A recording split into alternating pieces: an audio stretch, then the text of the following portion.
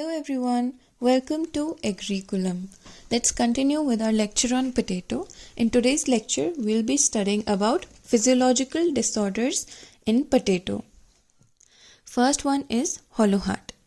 Hollow का मतलब होता है empty space या cavity और हिंदी में खालीपन होना. हार्ट का मतलब होता है किसी भी क्रॉप के सेंटर पोर्शन की बात हो रही है. तो हॉलो हार्ट का मतलब हुआ पोटैटो बाहर से नॉर्मल दिखेगा बट उसके सेंटर पोर्शन में कैविटी हो रखी है, खालीपन है, एम्प्टी स्पेस प्रोड्यूस हो रखा है, तो उसे हॉलो हार्ट बोलेंगे. कॉज क्या है हॉलो हार्ट का? जब एकदम से रैपिड ग्रोथ हो जाती है या वेरी फास्ट ग्रोथ हो जाती है पोटैटो ट्यूबर की और वो साइज़ में बहुत बड़ा हो जाता है, तो उसकी वजह से जो उसका सेंट्रल पोर्शन होता है वहाँ पर क्रैक्स आ जाते हैं एंड हॉलोनेस प्रोड्यूस हो जाती है, तो उसे हम हॉलो हार्ट बोलते हैं. How to manage this physiological disorder? By keeping the soil moisture at the right level. ना soil ज़्यादा dry होनी चाहिए, ना ही ज़्यादा wet होनी चाहिए.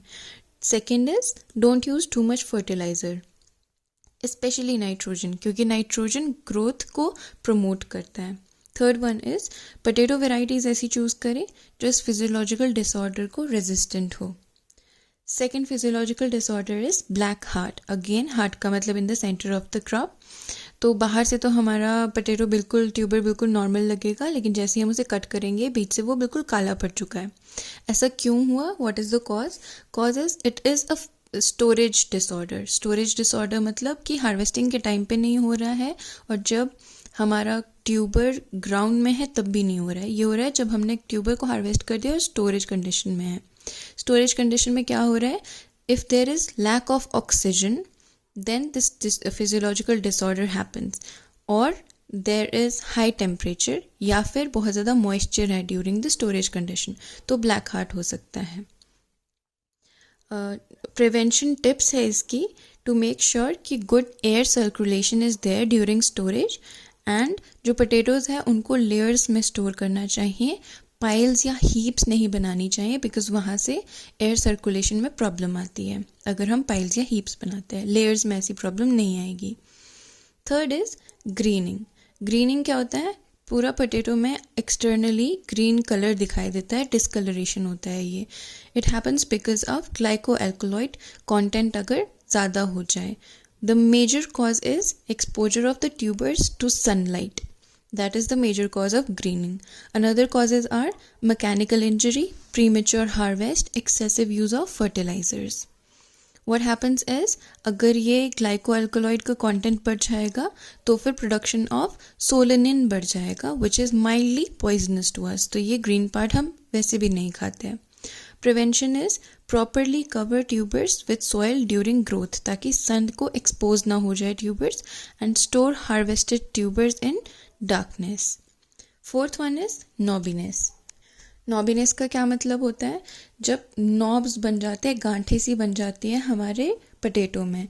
ये कैसे होता है? जब uneven growth हो जाती है ट्यूबर सेल्स या टिश्यूज़ की. एंड ये किस वजह से हो सकता है? अगर uneven वाटरिंग हो जाए ट्यूबर्स की, जिससे कि प्रॉपर ग्रोथ में ऑब्स्ट्रक्शन आ जाए. स्पेसिफिक रीज़न होता है नॉबिनेस का, अगर हम ड्राई स्पेल यानी कि बहुत लंबा ड्यूरेशन है जब हमने पानी नहीं दिया, एकदम ड्राई हो गई है सॉइल, उसके बाद हैवी इरिगेशन कर देंगे तो कुछ सेल्स तो अच्छे से ग्रो करेंगे, एकदम फास्ट ग्रोथ हो जाएगी, और कुछ सेल्स की ग्रोथ रिस्ट्रिक्ट हो जाएगी, तो नॉब्स बन जाएंगे. How to prevent this? Ensure frequent and proper irrigation to maintain consistent growth, क्योंकि नॉबिनेस की वजह से जो पोटैटो है वो मार्केटेबल नहीं रहता है. Fifth one is black spot, also known as internal browning in potatoes. What it is? Internal browning of potato tubers. It is mainly in the vascular tissues. बाहर से normal दिखेगा and when we cut the potato तो अंदर उसमें browning हो चुकी होती है. ये कब होती है? When it happens usually हमारे within 3 days after mechanical injury. Major cause is related to presence of phenols and genetic makeup of the potato variety. Prevent कैसे कर सकते हैं? Provide proper storage and good growing conditions to reduce the risk. Last one is freezing injury in potatoes. What it is? Damage of tubers caused to exposure to freezing temperatures.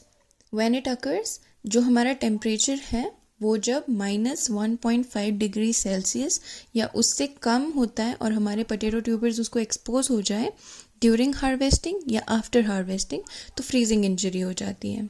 Science of damage क्या होते हैं? Discolouration हो जाता है tissues में। अब इसके different names are there. एक है रिंग नेक्रोसिस और एक है नेट नेक्रोसिस। रिंग नेक्रोसिस कब होता है? जब आपका वैस्कुलर रिंग डैमेज हो जाता है तो उसे हम रिंग नेक्रोसिस बोलते हैं। और अगर आपके small cells in the vascular ring are affected then it is called net necrosis. जब आपके वैस्कुलर रिंग के स्मॉल सेल्स अफेक्ट होंगे तो आप उसको नेट नेक्रोसिस बोलेंगे। जो ये डैमेज होता है ये मोस्टली प्रॉक्सिमल एंड में होता है। प्रॉक्सिमल एंड का मतलब वो वाला एंड होता है किसी भी फ्रूट का या क्रॉप का जो कि प्लांट से कनेक्टेड होता है, उस वाले एंड पे ये फ्रीजिंग इंजरी होने के चांसेस ज़्यादा होते हैं। Effect is it makes the tuber unfit for sale, यानी कि मार्केटेबल नहीं रहता है, क्योंकि ब्लैक ट्यूबर तो कोई नहीं खरीदेगा, it's not marketable. Prevention, avoid exposing tubers to freezing temperatures during harvest and storage. ऐसी कंडीशंस बनाएं जिससे फ्रीजिंग टेम्परेचर प्रोवाइडेड ना हो आपके ट्यूबर्स को। That's all for today's lecture. Please like, share, comment and subscribe. Thank you.